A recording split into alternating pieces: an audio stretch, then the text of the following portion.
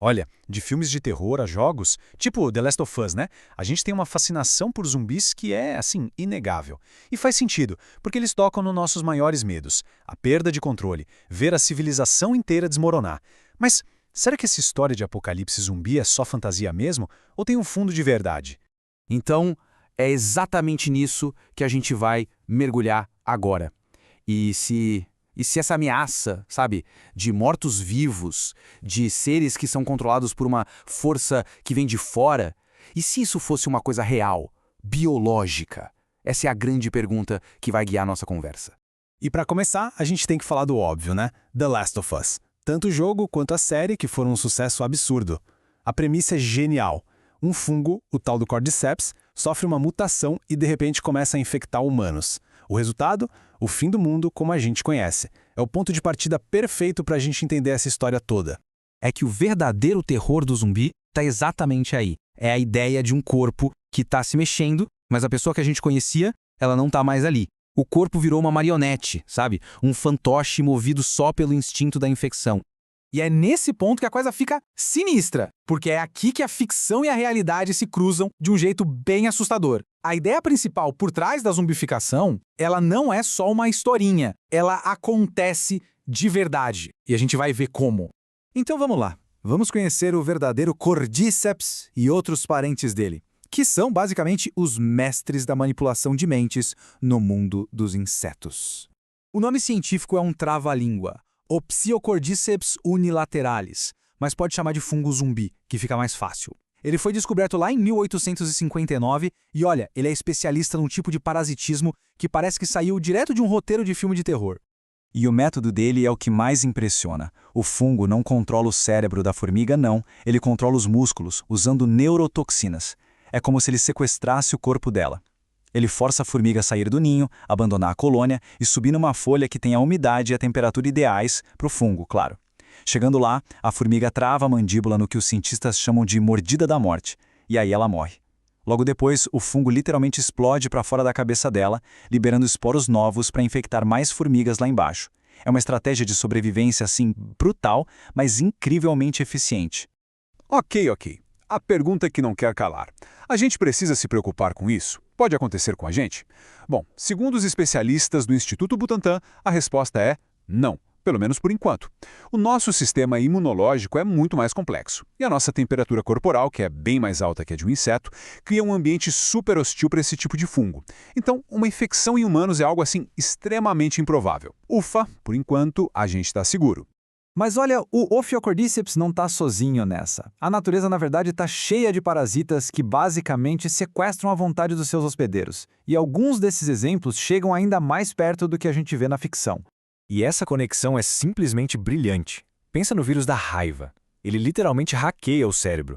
Causa confusão, alucinações, uma agressividade terrível. A pessoa infectada começa a ter medo de luz, de sons, e o jeito de transmitir, adivinha? Pela mordida. A semelhança com os zumbis da ficção é perturbadora. E não só com zumbis, mas com lobisomens, vampiros. Isso mostra como doenças reais provavelmente inspiraram os monstros mais clássicos do nosso folclore. E essa manipulação toda pode ser ainda mais sutil, mais inteligente. Pega o Toxoplasma gondii. É um parasita que precisa chegar no intestino de um gato para conseguir se reproduzir. Beleza. Mas como ele faz isso? Simples. Ele infecta um rato e reprograma o cérebro do bicho. Aquele medo natural que o rato tem do cheiro da urina de gato simplesmente some. Na verdade, o rato pode até se sentir atraído pelo cheiro. Com isso, o rato vira uma presa fácil, o gato come o rato e pronto, o parasita completou o seu ciclo. Isso deixa uma pulga atrás da orelha, né? Até que ponto esses micróbios todos não estão influenciando o comportamento de outros animais, inclusive o nosso? Beleza, a gente viu toda essa biologia assustadora. Mas e a figura do zumbi humano, o zumbi da cultura pop? De onde ela veio? Bom, para responder isso, a gente precisa sair um pouco da ciência e voltar para o folclore. A história do zumbi é muito legal. Ela começa lá no Haiti, com as crenças do voodoo. A lenda dizia que um feiticeiro, um bocor, podia reanimar os mortos para que eles virassem escravos sem vontade própria.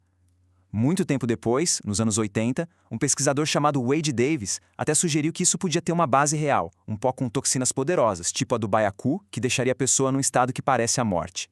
Mas o zumbi que a gente conhece hoje, aquele que come carne humana, cambaleante, esse foi criado no cinema. Foi o George Romero, com A Noite dos Mortos-Vivos, que definiu essa imagem. Um monstro que não vem da magia, mas de algum tipo de apocalipse.